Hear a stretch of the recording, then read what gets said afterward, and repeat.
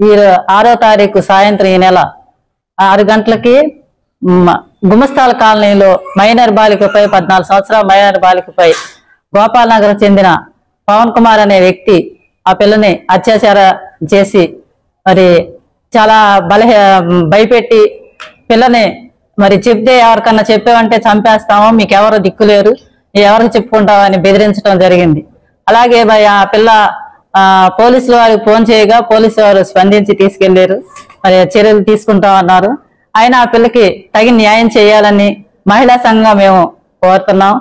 మరి ఆ పిల్లకి నష్టపరిహారం 10వ తరగతి చదువుతుంది, చదువు విషయంలో చదువంతా మరి ప్రభుత్వమే చూడాలని, తల్లి చూస్తే బైండ్ అనమాట, కూడా ఆర్థిక సహాయం చేయాలని, తండ్రి లేడు ఆ కుటుంబానికి, వాళ్ళకి కుటుంబాన్ని ఆదుకోవాలని ప్రభుత్వాన్ని డిమాండ్ చేస్తున్నాం.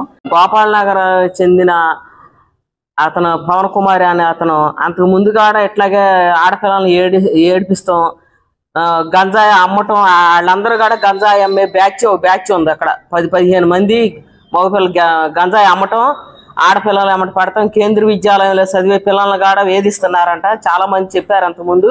అయితే మనం ఆధారాలు కావాలి అది ఇది అని అంటున్నారు కాబట్టి మేము అది ఖచ్చితంగా ఇవ్వలేదు.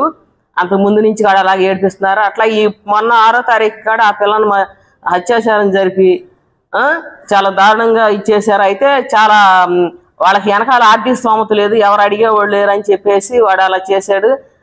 అతను కఠినంగా శిక్షించాలి. అట్లాగే అమ్మాయి చదువు విషయంలో గవర్నమెంట్ పూనుకుని చదివించాలి, అమ్మాయికి 5 లక్షల నష్టపరిహారం ఇవ్వాలి అని డిమాండ్ చేస్తున్నాం.